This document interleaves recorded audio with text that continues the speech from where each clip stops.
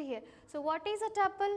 A row, a record that represents the set of related data. A related data is nothing but a tuple.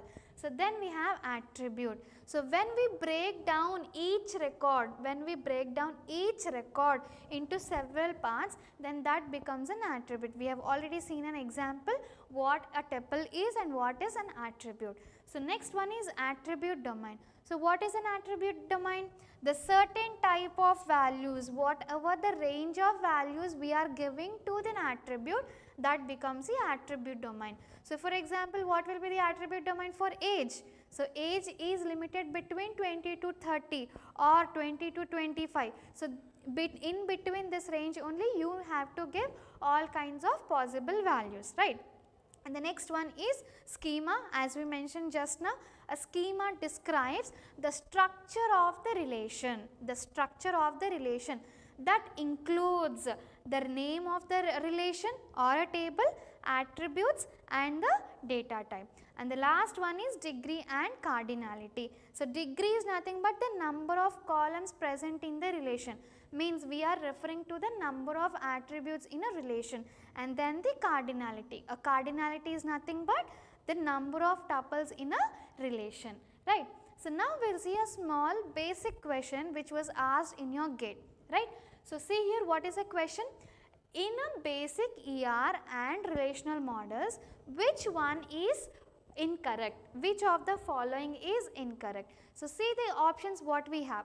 The first option is an attribute of an entity can have more than one value. An attribute. So, we will take an ER model. So, everyone knows what is ER model, and just now we have seen what is relational model, right. So, if this is a relational model, so all these are the attributes of an entity, fine. So, see here what is the first option? An attribute of an entity means this one will be the attribute, right. An attribute of an entity can have more than one value. Obviously, how many values, whatever the values that we want to give, this attribute will accept. So, this one is right. The first option is right.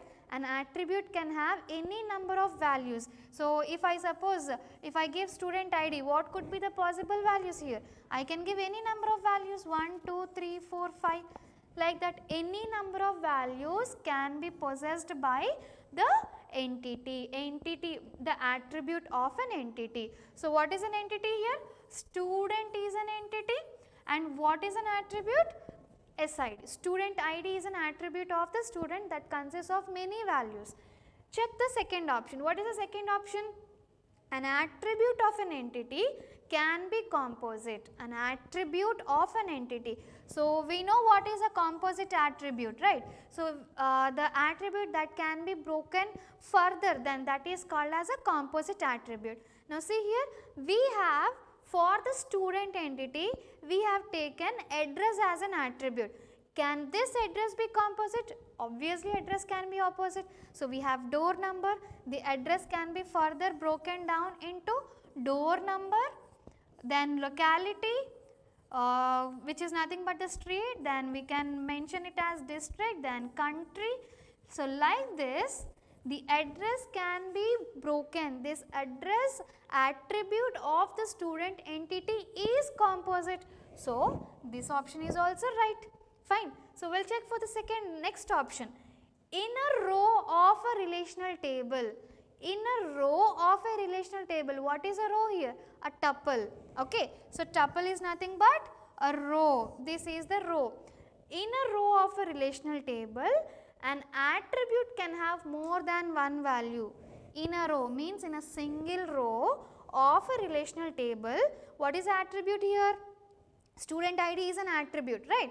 So, for this student ID, can we have more than one value? See here, for this tuple, how many values can we consider for the student ID?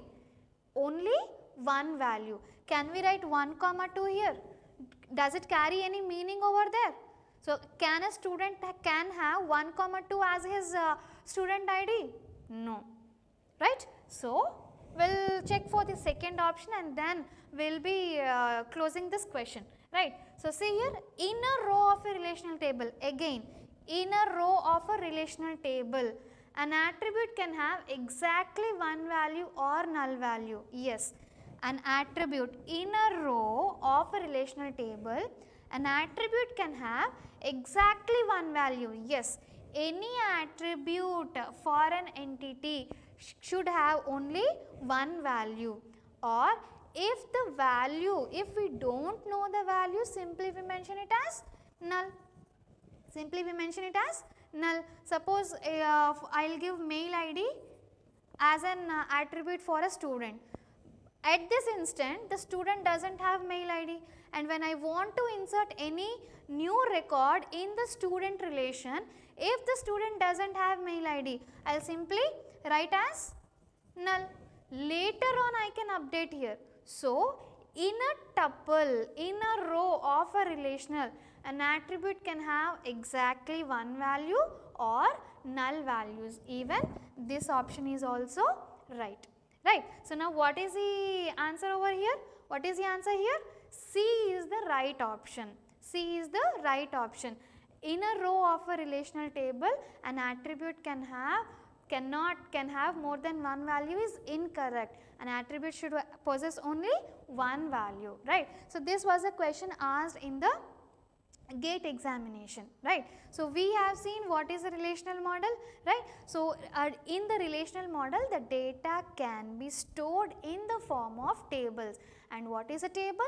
A table is nothing but collection of a set of rows and columns. So, here we should not call it as a row and column, whereas a row is referred to as a tuple, or we can also call it as a record, and a column is considered to be attribute, right. So, now moving on to the next topic. So, constraints. So, when we are having any data that we want to keep in the database, you need to follow some constraints. You need to follow some constraints, right. So, why do we need constraints actually? What are these constraints? Constraints are nothing but the restrictions or the conditions, okay. So, what do you mean by constraints here? Constraints are nothing but conditions. We can also call it as restrictions. Conditions or restrictions, right. So, why do we need conditions? So, when we are inserting any data, so likewise you cannot accept or you cannot give any data of whatever you think, right. So, whatever the data that we are inserting, that should be qualitative data, that should be consistent in nature. So, just like that we come and we when we are creating the database, we can give the data like we want, right. It is not like that. When we are entering the data, you should maintain consistency, and in order to maintain the consistency, so we are going for the constraints. So, we are applying some conditions or restrictions. So, just I will give a small example. So, I am very new to my Gmail account and I want to create a Gmail account. So, how do I create? So, I will go with sign up with Gmail account, and how am I going to create this Gmail ID? So, for this Gmail ID, I have to select my own username and my own password. And how do I select this username? To select this username, I will just randomly I will give abc@gmail.com, abc@gmail.com. So, what happens here? So, now we need to check whether this username is existing or not, yes or no. So, in the Gmail also, so it will tell you about whether this username is existing or not. So, if it is not existing, it will give you all possible values of the username, whatever you want to keep, or else you have to change this username. Means what is happening there? The Gmail database is keeping some constraints so that this username should be unique. The username should be unique to every person. So, please make sure, please you have to change your username. At the same time, for the password also, we are keeping some restrictions, yes or no. the password should be, the length of the password should be 10 characters, and when you are mentioning the password, it should be the collection of numbers, special character, special symbols and the characters. So mixing of all these things will be only the password. Yes, we are maintaining, we are implementing some constraints on the password too. Yes or no, right? So in the database also you have to maintain, you have to restrict the data, you have to restrict the data when we are creating the database, right? So the main purpose why we are going for the constraints is to maintain the quality information. To maintain the quality information, we are going to apply, we are going to impose the constraints on the database, right? At the same time, if at all accidentally the database has been damaged, to not to have when we want to maintain against the accidental damage of the database, then also you need to go for the constraints, right? So now how many types of constraints do we have here? We have 3 types of constraints. When we are applying constraints on the database, we can apply in any one of the ways, in any one of the ways, right? So how many constraints do we have here? We have domain constraint, key constraint and referential integrity. Domain constraint, key constraint and referential integrity. So in your database, what are these different constraints that we see? What are the different constraints? So that we have to see. This domain constraint is applied to, this domain constraint is applied to attributes of the relation, attributes of the relation. So means in a relation, whatever the attributes we have, so for that attributes you have to apply some conditions, and this key constraints are imposed on those keys, on those attributes by which you can uniquely identify the tuple, right? So what is a key constraint? So this key constraint should be imposed to such attributes where using that attribute we can uniquely identify the tuple. And this referential integrity, when we are specifying, when we are relating 2 or more tables, then we need to go for referential integrity constraint, right? So for every situation we have a specific constraint, and that specific constraint only you need to apply. So now we will see what are the different constraints that are applied in your database management system, that we will see. Okay. So how many types of constraints do we have? We have 3 types of constraints. One is domain, one is key, and the last one is referential integrity, right? So under these constraints, the first condition we apply for the domain is unique. The first constraint is unique. So what is this unique? Unique in the sense, whatever the value we are mentioning in the table, that must be unique in nature, right? So we'll take student relation, and for the student relation we take student ID as an attribute, student name as an attribute, address, phone number and email address and email. So these are the attributes that I have taken, right? So these constraints can be applied on what?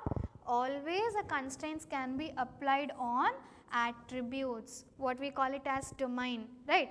The constraints can be applied to attributes. Now what is unique? Suppose I have mentioned student ID as unique. Okay, unique student ID means whatever the values I have got for student ID, so that should be unique in nature. That should be unique in nature means I cannot refer, I cannot, see here I am using 10, 11, 12, 13 as student IDs. I cannot repeat a value, twice or thrice. Only once I can give the value. See here, So I have given 10 as a student ID, and again I have mentioned 10 as a student ID, which when we are applying unique constraint on the student ID, this will not happen. You cannot have this, you cannot insert the value like this. Okay. So when we are saying unique to attribute, every value in the attribute should be unique. No value should be repetitive. We cannot repeat any value when we are saying it as a unique, right. So understood what is the meaning of unique constraint? Unique constraint in the sense the values to which attribute, to what attribute we are applying the unique constraint, the values of the attribute should never be repetitive. It should never be repetitive, right. That is nothing but unique. The second constraint is not null. The second constraint is not null. So not null, what is null value? Null value is nothing but no values. No values are applicable. So see here, for the student ID 10, I mention ABC value as a name, and address I will mention as Vizag, and phone number I will not give. I will just simply mention it as a null, and even email ID also I will mention it as a null. So null values, what do you mean by null values? I am not going, just empty fields are nothing but the null values. So see here, so if I give 0, as a phone number, means what? Some value is being done, some value is kept at the phone number. The phone number is carrying a value of 0. We have a lot of difference between 0 and null. 0 is a value, 0 cannot be null. Okay. So null value is nothing but no values, an empty field that is being reflected is nothing but null value, right. So if I employ, if I give not null to email, so what happens here? Some or the other value, whatever this attribute you have, email should not be null. You cannot leave email as it is. You cannot leave the email column as it is. So some value you need to give. Some value you need to give, right. That is the meaning of not null. You cannot make, you cannot leave, you cannot take any value as it is. You cannot have the null values in that particular column, right. So whatever, if I mention not null for any attribute, some or the other values has to be inserted. You cannot leave as it is. You cannot leave as it is, right. So that is the meaning of not null. The third one is default. The third one is default. So what is the meaning of default? A default value, right. So a new student has been admitted to the college and we want to insert the value of the student into the database, and when we are inserting, still the student has not, we have not given any kind of roll number to the student. So what do you have here? So by default we will give 00 value by default, okay. So the default value for student ID is 00. The default value for the student ID is 00. So even though we have not allocated any student ID to the particular student, so what it will take? By default it will take 00. Whether you enter or you don't enter, so the default value it will take. So likewise, if a customer has newly, so if an employee has newly joined in an organization and the salary hasn't been negotiable, so when the salary is not negotiated, so and we want the details of the employee to be reflected on the employee table, then what we do? So we apply default constraint to the salary attribute and we include the details of the employee, right. So that is nothing but default. And fourth one is check. Fourth one is check constraint. So what is this check constraint? This is most important one. This is most important constraint on the database. This check constraint will tell that, so check on phone number, check on phone number. What do you will check? So like we have imposed what is an attribute domain? Set of all possible values. How do we check all these possible values? Using the check constraint only. So when you are applying check constraint on the phone number means, so what do you check? This phone number should not be equal to integers, characters, should not be equal to characters. Can we mention ABC as a phone number? ABC as a phone number? No.